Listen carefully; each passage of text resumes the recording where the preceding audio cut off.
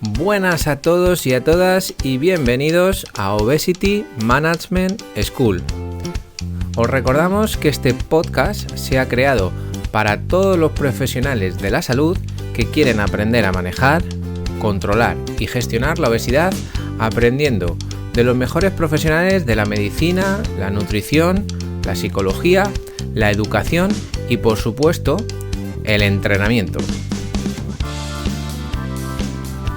Mi nombre es Javier Butragueño y soy doctor en Ciencias de la Actividad Física y el Deporte. Hoy tenemos un tema muy interesante: trastorno de la conducta alimentaria, obesidad y entrevista motivacional. Esperamos que os guste. Muy buenas a todos y bienvenidos a este podcast que teníamos muchas ganas de hacer con todos vosotros.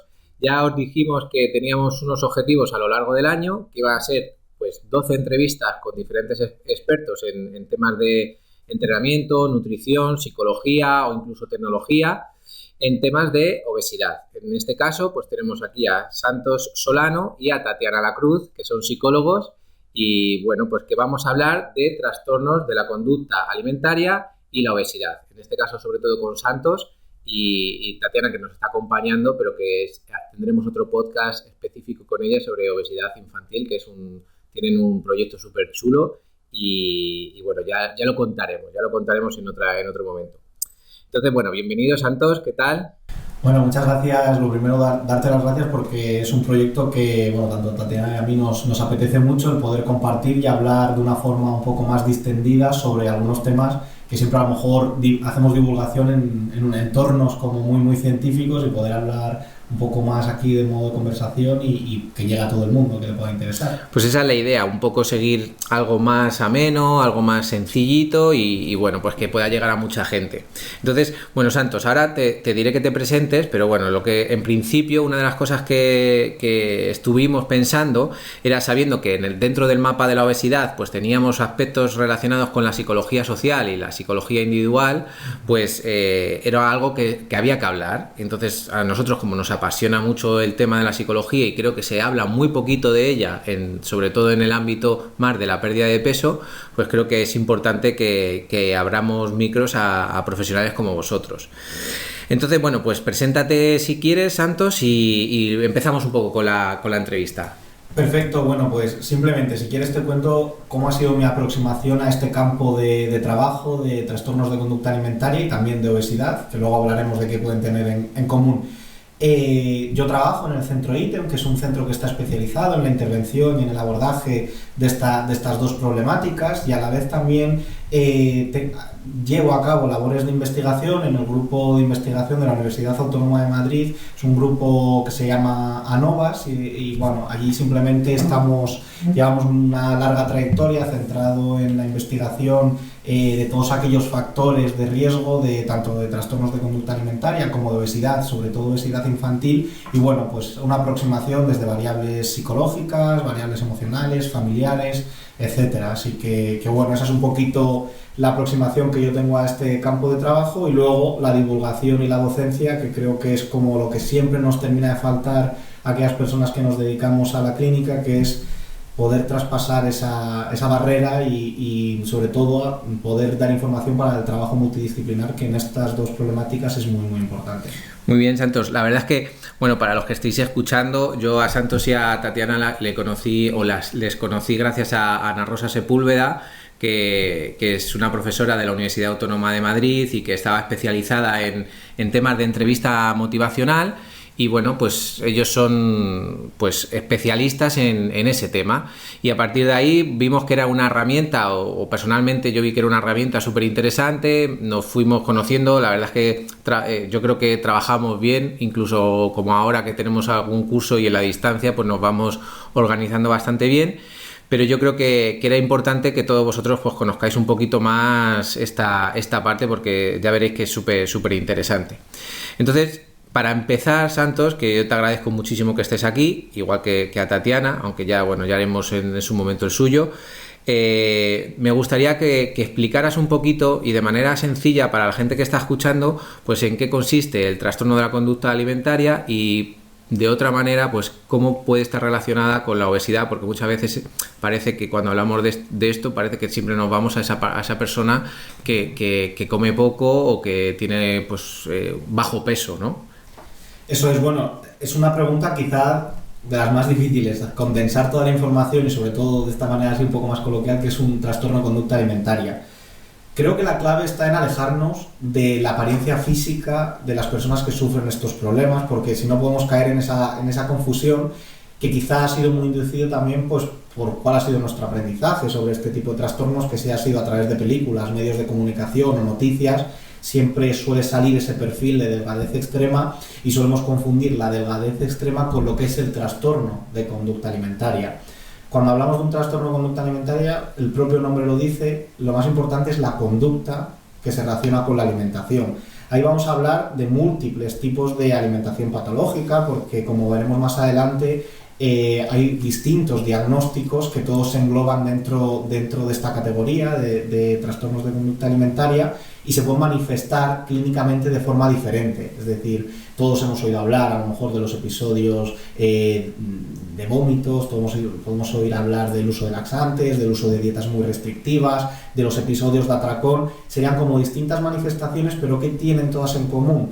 Pues bueno, vamos a encontrar personas que están intentando controlar a través de cómo se alimentan en su día a día otras variables, como pueden ser el peso, mejorar una condición física, pero en el fondo lo que están intentando controlar es una situación emocional. Es decir, son personas que buscan sentirse mejor. Yo por eso siempre en clase lo planteo de la siguiente manera. El trastorno de conducta alimentaria, a los clínicos, médicos, enfermeros, nutricionistas, entrenadores, psicólogos, estamos acostumbrados a verlo como patología. Pero siempre tenemos que tener en cuenta que la primera aproximación que van a tener estas personas a este problema es como una solución. Es decir, es una defensa. Yo como digo, a veces como una enfermedad autoinmune que uno desarrolla para intentar defenderse de algo que le está ocurriendo en el día a día real, ya sea ansiedad, ya sea problemas familiares, ya sea que se están metiendo conmigo en el instituto o que acabo de romper una relación muy larga y me han hecho mucho daño. Es decir, hay un problema real y entonces yo me intento defender a través de este intento de controlar mi cuerpo, mi condición física, que no nos podemos olvidar que por variables culturales tenemos asociadas a que una mejor condición física va a ser más éxito y más felicidad. Pues esa sería la vía de entrada, es decir, un intento de solución que a largo plazo pues no es tan efectiva y nos acaba ocasionando el cursar con una patología que afecta, pero siempre verlo como ese intento de solución que en un primer momento nos puede venir bien. Incluso en las primeras etapas de estas enfermedades hay mucho refuerzo externo e interno, es decir, cómo funciona. Si no, nadie compra en el supermercado un trastorno de conducta alimentaria, lo acabas cursando, pero no era el objetivo inicial. Pues me parece súper interesante, pero también me vienen un montón de dudas, Santos. Por ejemplo, si realmente esto es algo que va viniendo poquito a poco y es como una solución que tú vas teniendo un problema, yo siempre me he planteado, y mi experiencia además en el trabajo con personas con obesidad era ¿de dónde vienen? ¿No? ¿Cuándo aparecen? Yo siempre me pregunto ¿cuándo aparece un problema en el que empieza a aumentar de peso? Y cuando trabajábamos con personas que querían perder peso, una de las cosas que hacíamos era cuando escribían esa carta, la relación que yo veía en muchas ocasiones era que aparecía siempre cuando eran entre los 7 años, entre los 7 y 14 años, había siempre como algo ahí que como que era como un interruptor que hacía que empezasen a ganar peso. ¿No esa es la edad en la que puede aparecer estos trastornos? Totalmente de acuerdo. O sea, al final estamos hablando de que estos problemas también son, como tú dices, no es de un día para otro, porque siempre vamos a hablar de múltiples factores de riesgo. Como yo digo, esto es como si tenemos un vaso y lo que vamos haciendo es ir echando agua. Pues cada factor de riesgo sería un pequeño chorro y al final cuando se desborda el vaso es cuando cursaría o aparecería el trastorno de conducta alimentaria.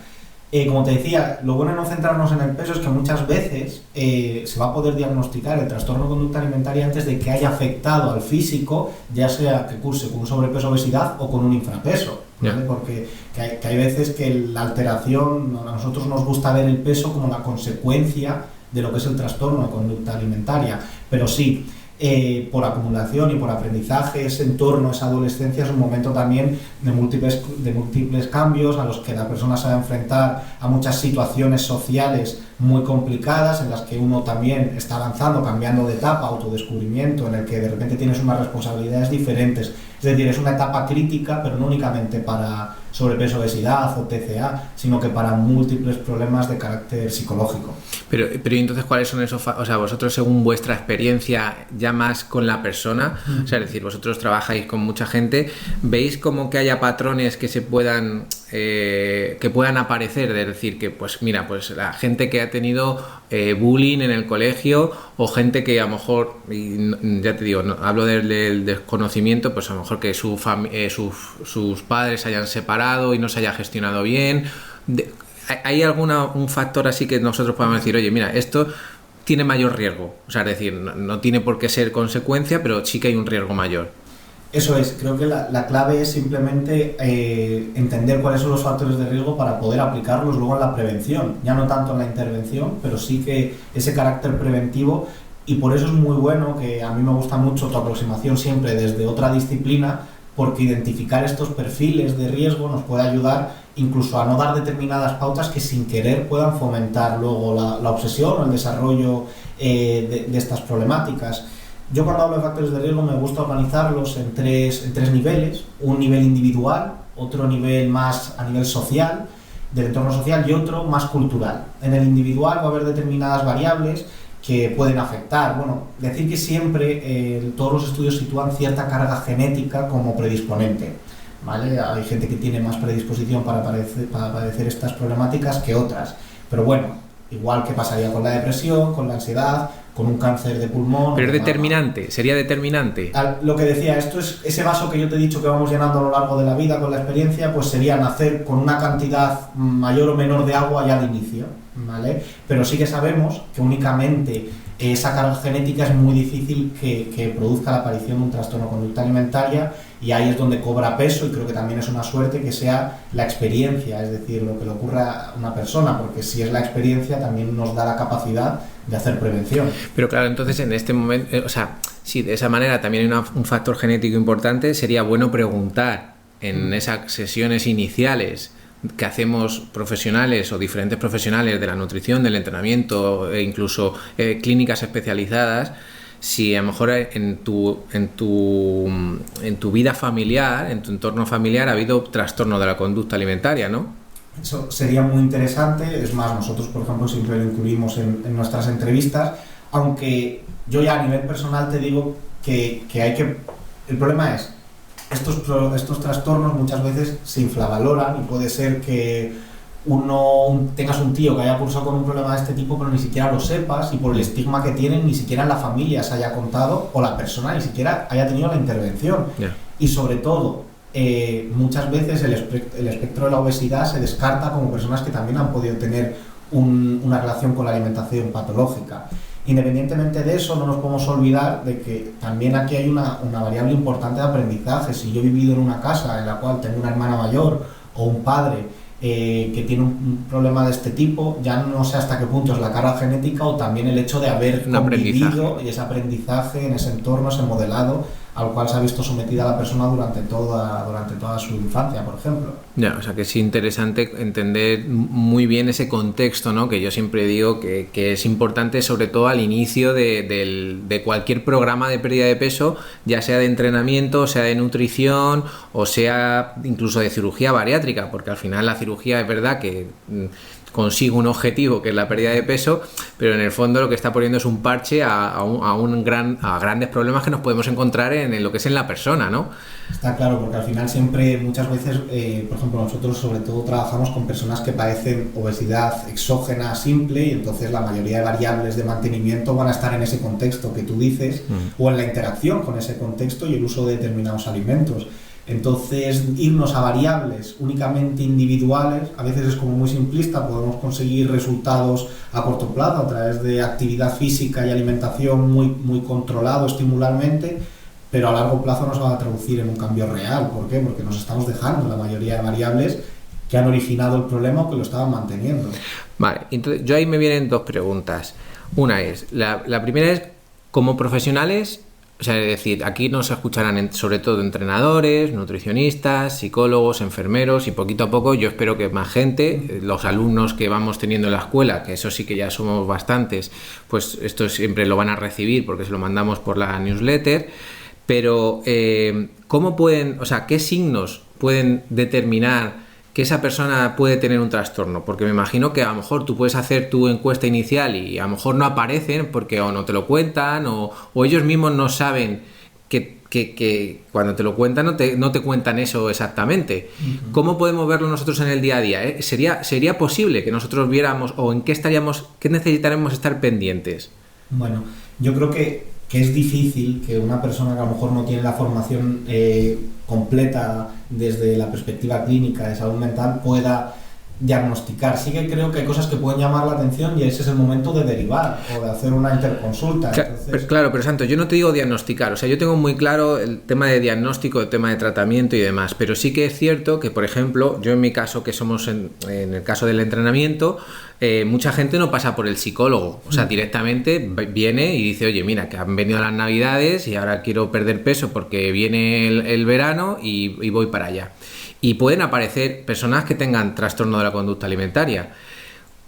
¿Qué señales puedo determinar yo para intentar derivar a ese psicólogo? Porque puede ser que yo no lo sepa. Bueno, yo creo que ahí es importante sobre todo hablar del cuánto afecta, cuánto malestar provoca en el día a día de la persona, por ejemplo, esta necesidad de la pérdida de peso, incluso la incapacidad de, como decimos, no es lo mismo estar gordo que sentirse gordo. Nosotros esto siempre lo aplicamos en la clínica porque uno puede tener un tipo de vida a pesar de no cursar con unas condiciones de salud óptimas a nivel corporal, pero luego está cuánto te afecta en el día a día ese exceso de peso y cómo tú lo ves. Pues si obviamente vemos que la afectación de la autoestima está muy alta, si vemos que hay limitación, que evita determinados sitios, determinadas ropas, que le afecta en sus relaciones sociales, si vemos que preguntando, porque aquí es lo importante, muchas veces, como tú dices, no nos lo van a contar ellos, pero si vemos que hay un control, un intento de controlar todos los días de una manera muy estricta la alimentación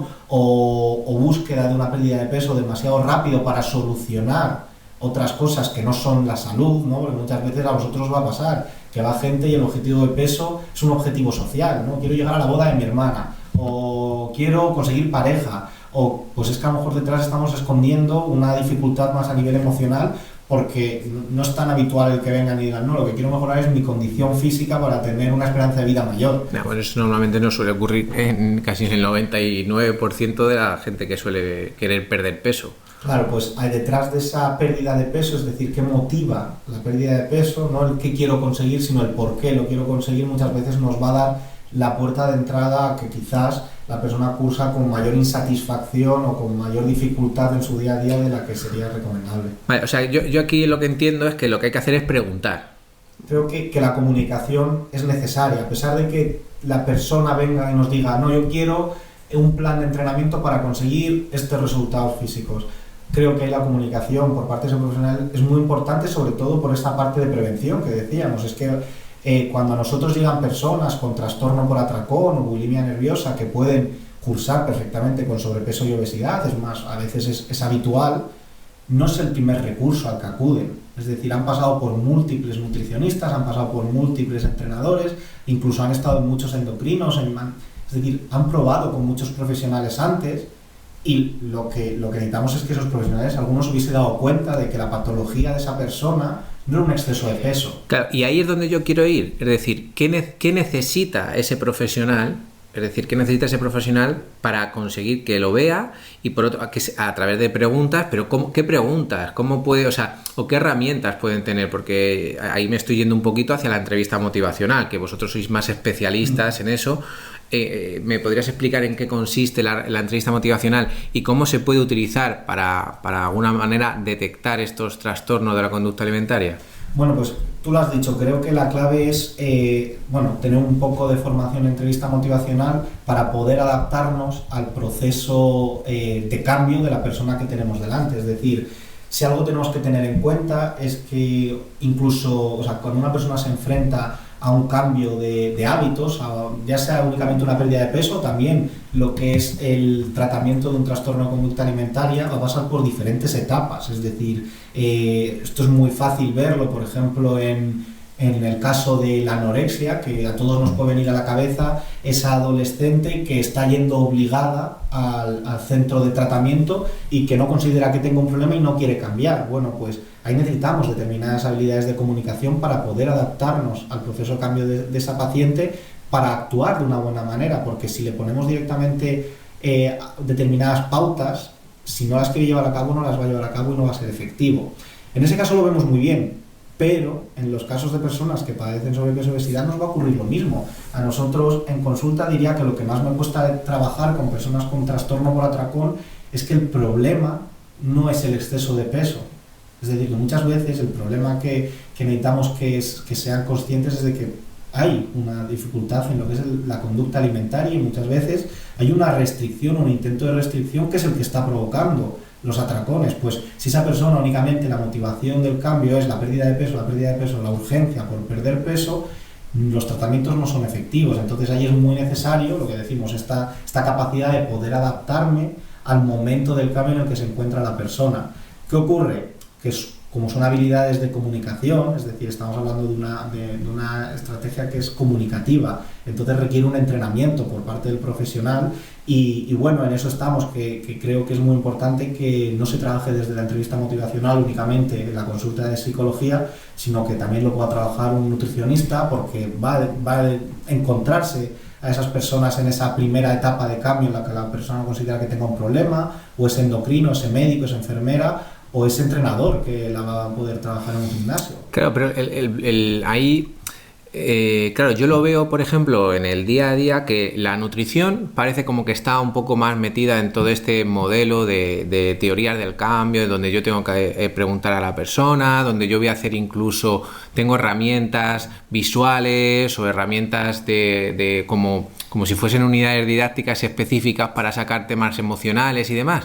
Pero, por ejemplo, en el entorno del entrenamiento, que ya lo sabéis vosotros, que hemos intentado hacer muchos cursos con entrenadores y la repercusión que tienen es baja de momento. Es decir, en la nutrición les encanta todo el tema del coaching nutricional, la entrevista motivacional, etcétera, etcétera, pero en el entrenamiento como que es todo mucho más brusco, ¿no? Es decir, yo sé cómo hay que entrenar, yo sé la metodología y si no la cumples, pues eso es tu problema, ¿no?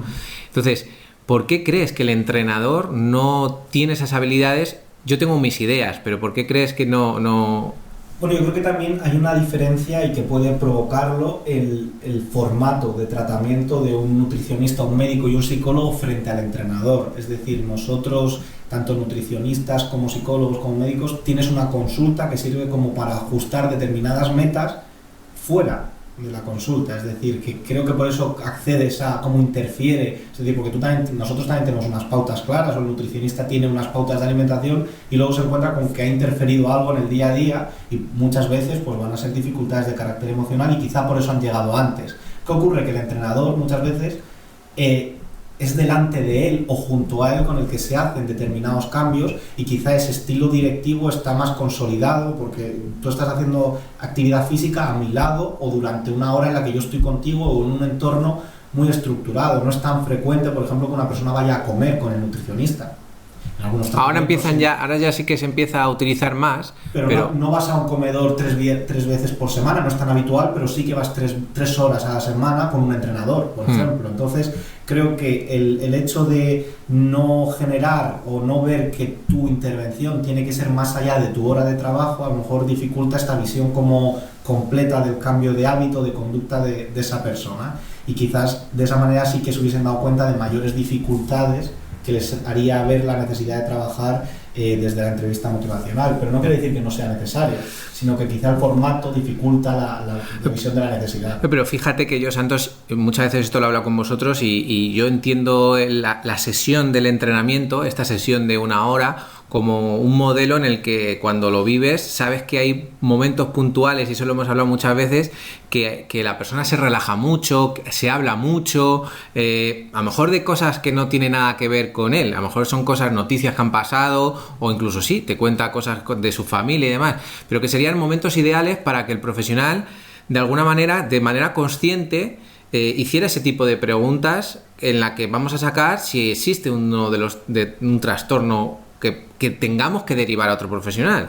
Entonces, es una sensación también un poco de frustración con los compañeros, porque yo lo veo, yo observo mucho en las salas de entrenamiento y me doy cuenta que faltan habilidades comunicativas por parte del profesional.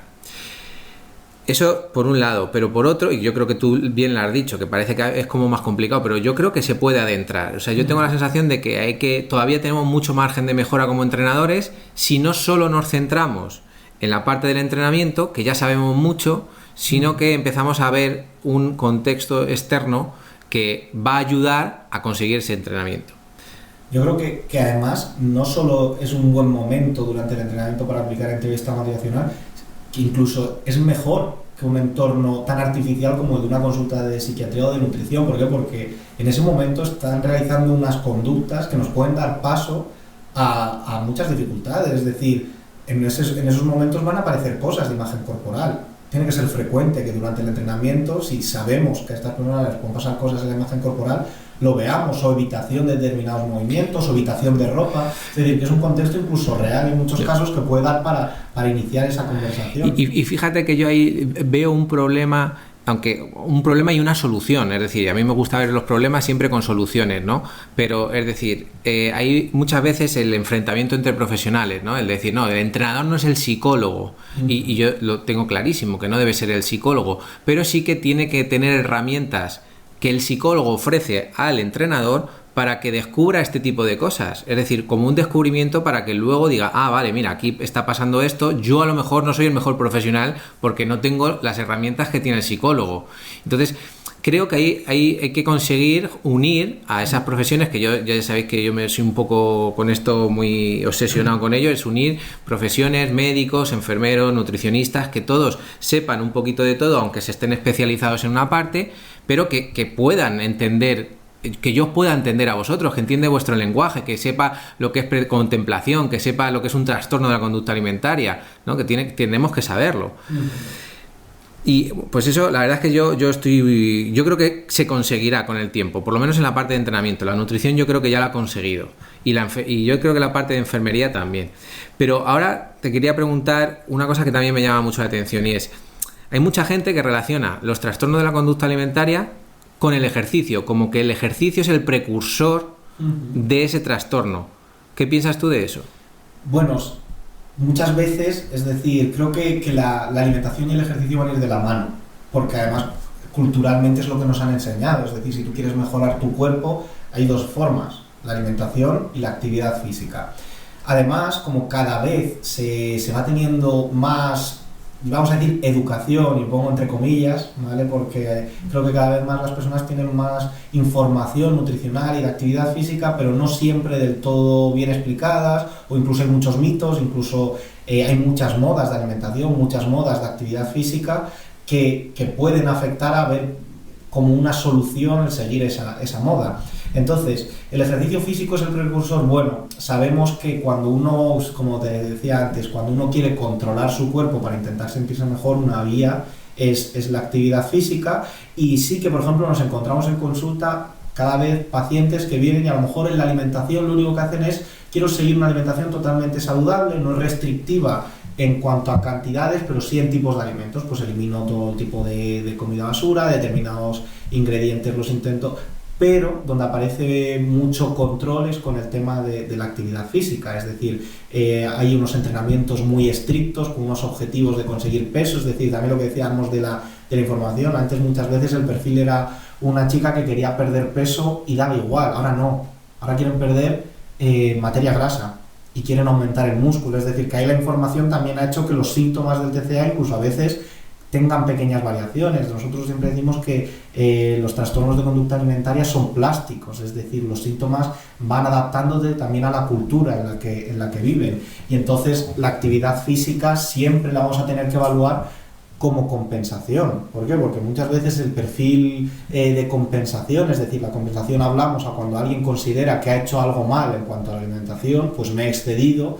o he traspasado las normas que yo mismo me había puesto, ahora necesito algo para sentirme un poco mejor, como revertir esa culpa.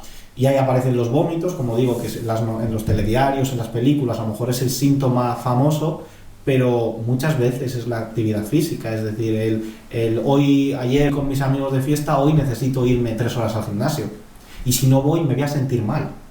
Es decir, ahí es cuando estaríamos hablando de la actividad física, que en sí puede ser saludable, pero como síntoma no saludable. Incluso en personas con obesidad esto ocurre de esa manera. En personas con obesidad, muchas, como yo digo, me cuesta encontrar a personas con obesidad que no se despierten todos los días con unas normas, aunque luego las incumplan. Es decir, todos los días se despiertan, hoy va a ser un día bien, es decir, voy a comer bien, que comer bien es restringir, voy a caminar, voy a ir al gimnasio, me propongo mañana por la mañana salir a correr, es decir, este tipo de cosas están, y ya no solo es la práctica o no el ejercicio físico, sino que el simple hecho de tú ponerte una norma poco ajustada, ¿vale? Sobre todo si corresponde a una urgencia que viene marcada emocionalmente ya patológica, es decir, yo me pongo una norma que no soy capaz de cumplir, por lo tanto lo que me voy a sentir es mal conmigo mismo, me estoy autoprovocando esa culpa posterior, y eso muchas veces sí que lo vemos en el perfil que cursa con sobrepeso obesidad, que le encantaría tener la misma restricción que una persona que cursa con anorexia, pero la no consecución encima le afecta emocionalmente a que se sienta menos válido, menos capaz. Claro, y ahí entonces entra algo que a mí siempre me ha llamado mucho la atención, claro, que el entrenador, imagínate, cuando yo les digo muchas veces, cuando marcáis los objetivos de los 10.000 pasos, en muchas ocasiones una persona que tiene una obesidad tipo 3 o en adelante ya sabemos que andan entre 2.500 y 3.000 pasos. Entonces yo siempre digo, hay que individualizar, hay que ver el contexto, hay que saber si esa persona puede, si tiene un dolor, si no tiene un dolor, qué es lo que le ocurre, porque a lo mejor andar 4.000 pasos para él ya es un gran logro y tenemos que ir evolucionando. Si le mandamos 10.000 pasos pueden aparecer este tipo de conductas, ¿no? Oye, ya he vuelto a fallar, me siento mal. Claro, es decir, la autoeficacia normalmente de una persona que se enfrenta a un cambio y a lo mejor todavía no está en una etapa, como te digo, de me siento capaz de hacerlo, es muy habitual, la autoeficacia es baja, también por eso muchas veces tiene que ser fácil empezar a entrenar con una persona y que no vuelva, es decir, que abandone las primeras etapas del entrenamiento, y eso es porque a lo mejor como profesionales no hemos entendido que estaba en una etapa diferente del cambio, no nos hemos ajustado en metas y hemos hecho que se vuelva a sentir como castigado o que se vuelva a autocastigar. Claro, pero esta visión en el fondo es muy curiosa, ¿no? O sea, si la piensas y la reflexionas bien, estás cambiando un poco el rol de que la persona es la culpable, entre comillas, o responsable de abandonar, cuando ahora empiezas a dar la responsabilidad a ese profesional que a lo mejor no es consciente de que hay otras cosas ahí que están un poquito enmascaradas y que no has sabido observar y que simplemente por nuestra educación, es decir, que nos han educado con un libro donde te marcan tips de 10.000 pasos, entrenamiento de fuerza, hipertrofia, 6x6, 2 series, que a lo mejor no tienes por qué cumplir con todo el mundo. Y no pasaría absolutamente nada, porque lo que tienes que hacer es individualizar el entrenamiento con cada persona en función de sus necesidades. Que hay gente que a lo mejor sus problemas psicológicos no existen, está perfecto y podemos hacer muchas cosas, pero tenemos que verlo, que es lo difícil. Y sobre todo entender todo cambio como un proceso, que es que a lo mejor con determinadas personas esos objetivos que tú me dices están marcados también por los sistemas educativos y de formación e incluso a nivel científico lo que se estudia que funciona o no funciona, nos van a llevar a que pensemos que tiene que ser ahora cuando a lo mejor es dentro de 1 año y medio. Yeah.